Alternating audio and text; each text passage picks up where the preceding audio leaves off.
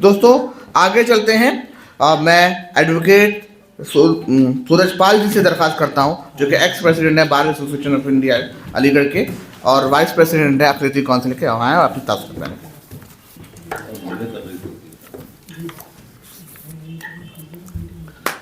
अक़लियती council के सदर मेरे बड़े भाई जनाब फ़रहत उस्मानी साहब और डाइस पर तशरीफ़ फरमा सभी हमारे मौजूद मेहमान दानिशवरान और इस सभागार में उपस्थित मेरे तमाम हमदर्द साथी, मैं आप सभी का अक़लियती काउंसिल के बैनर तले इस्तकबाल करता हूँ।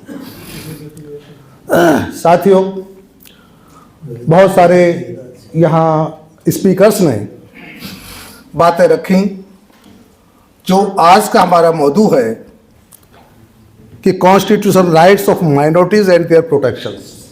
अभी कुछ वक्ताओं ने, कुछ स्पीकर्स ने ये कहा, हमारे जनाब रिटायर्ड डिस्ट्रिक्ट साहब जहीरुद्दीन साहब तशरीफ़ रखते हैं, उन्होंने भी कहा कि जो हमारे कॉन्स्टिट्यूशन राइट्स हैं माइनॉरिटीज़ के, वो तो कॉन्स्टिट्यूशन में प्रोवाइड कर दिए,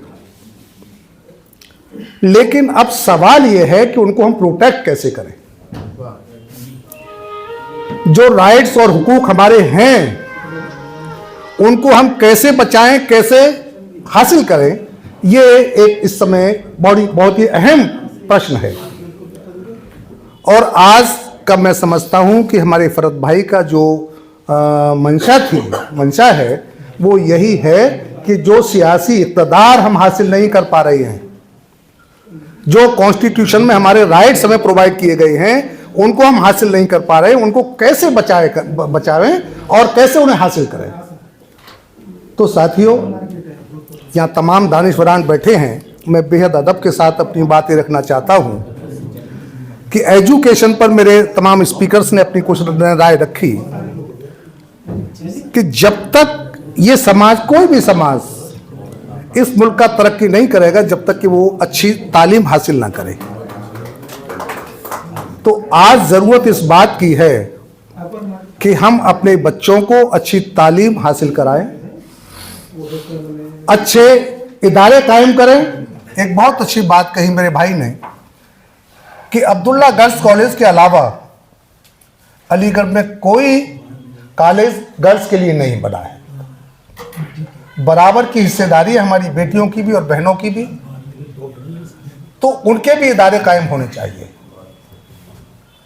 और साथियों, जब तक हमारी ख़वातीन तरक्की नहीं करेंगी तब तक मैं समझता हूं कि तरक्की का जो हमारी सोच है वो आधी ही रह जाएगी। तो हम ऐसे इदारे भी कायम करें, उन बच्चियों के लिए भी, अपनी बहनों के लिए भी सोचें। और साथियों, जब तक हमारे फ़रहत भाई बैठे, मैं बेहद अदब, क्योंकि अपने सभी लोग बैठे हैं, बहुत ही अदब के साथ और अपनी बेहद माजरत के साथ अपनी बात कहूँगा कि करीब 40 वर्ष से ये तंजीम हमारे फ़रहत भाई चला रहे हैं। मैं समझता हूँ कि साना बसाना उसके साथ हमेशा आपके साथ रहा हूँ और आज भी हूँ, और तमाम यहाँ लोग मौजूद बैठे हैं। यहाँ तंजीमें होती हैं, चलती हैं, और हमारे ये सब लेक्चर्स होते हैं, सुनते हैं, चले जाते हैं, और उसके बाद कोई उस पर अमल नहीं होता। ये बड़ा दुख का विषय है।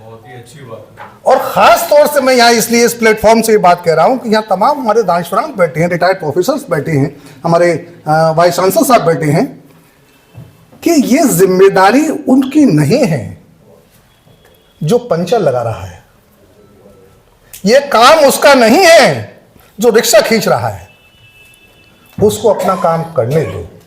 ये जिम्मेदारी हमारे और आपके कंधों पर आयद होती है। और सही बात यह है कि हम अपने फराइज को अंजाम नहीं दे पा रहे सही ढंग से। साथियों, मैं एक शेर के माध्यम से अपनी बात कहूंगा कि न खुलूसे शौक, न जोशे अमल, न दर्द वतन। खुलूसे शौक, न जोशे अमल, न दर्द वतन, और जिंदगी है कि खुदाया जिंदगी का कफन। यही है जिंदगी, तो ऐसी जिंदगी से खुदकशी अच्छी कि इंसान आलमी इंसानियत एक बार बन जाए। कोई ऐसी शान पैदा कर कि बातिल थर थरा उठे और नजर तलवार हो जाए। नफा झक्कार हो जाए। तो साथियों, आज ज़रूरत इस बात की है, हमें सोचना होगा।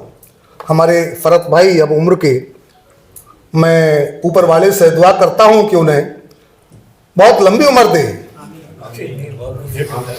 लेकिन वो अब काफ़ी ज़ईफ हो चुके हैं।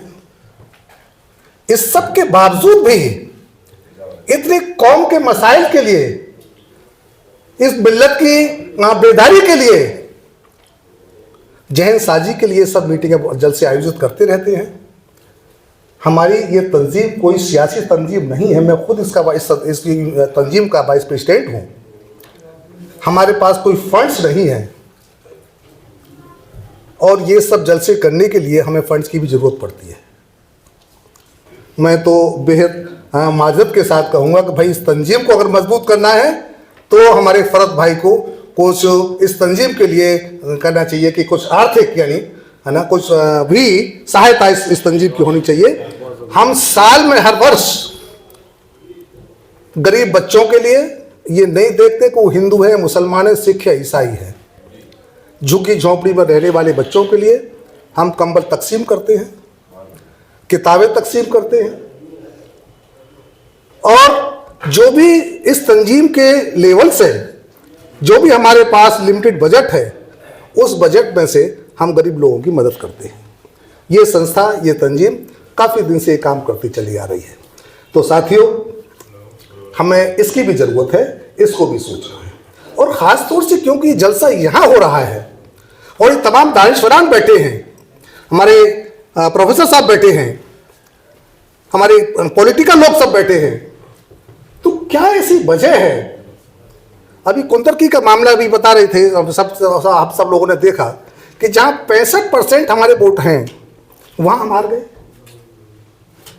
मैं अर्ज करना चाहता हूँ कि कुव्वते फिक्रो अमल पहले फना होती है।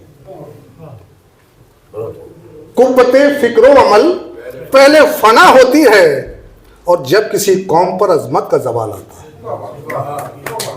तो साथियों, मैं समझता हूँ कि ये वही बात रही कुंतर्की में जो मैं कह रहा हूँ। ये सब सोचने की जरूरत है, इस पर गौर करने की जरूरत है। हमारा वोट कैसे मुंतशिर हो जाता है, हम लोग कहां बैठे रहते हैं। मैं तो कहता हूं कि जो रिटायर्ड लोग हैं, जिनकी जिम्मेदारी ऊपर वाले ने पूरी कर दी है घर परिवार की, वो इस कम से कम समाजी काम में लगे, लोगों के बीच जाएं, उन्हें समझाएं। और माशाल्लाह तमाम लोग यहां बैठे हैं जो बहुत ही आर्थिक स्थिति से बहुत मजबूत हैं। भाई ज़कात का भी इस्लाम में कंसेप्ट है, हर धर्म में कंसेप्ट है। उस पैसे में से कुछ ऐसे लोगों के लिए जो वास्ते मुस्तहक हैं उनकी मदद करें और कुछ ऐसे मतलब इदारे कायम करें हम जिनमें के गरीब बच्चों को हम तालीम दे सकें। साथियों, वक्त का थोड़ा सा अभाव है और कमी है। हमारे तमाम लोग दायित्व पर बैठे हैं, हम सब उनको भी सुनेंगे।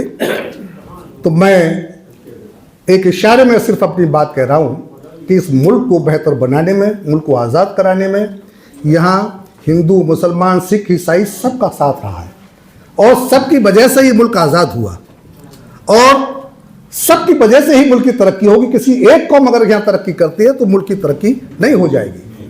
मैं अर्ज करना चाहता हूँ कि न तेरा है न मेरा है, ये हिंदुस्तान सबका है। न तेरा है न मेरा है, ये हिंदुस्तान सबका है। न समझी गई ये बात तो नुकसान सबका है। यहाँ पर मिल गई नदियाँ वो दिखला ही नहीं देती, महासागर बनाने में मगर एहसान सबका है, मगर एहसान सबका है। शुक्रिया, बहुत बहुत शुक्रिया। जय हिंद, जय भारत। नाज़रीन, अगर आप हमारे तहरीक पॉइंट चैनल पर नए हैं तो सब्सक्राइब करें, शेयर करें और साथ ही अपने कीमती मशवरों से हमें नवाजें।